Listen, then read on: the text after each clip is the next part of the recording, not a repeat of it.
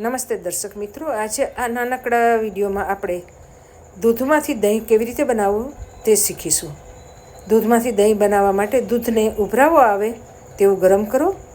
ત્યારબાદ તેને room temperature પર ઠંડુ થાય તે માટે કોઈ કાણાવાળા ઢાંકણાથી ઢાંકી દો. તે માટે તેને દૂધમાં આંગળી બોળીને ચેક કરી લો, કેમ કે મેળવવા માટે તેનું થોડું દૂધનું હૂંફાળું હોવું જરૂરી છે.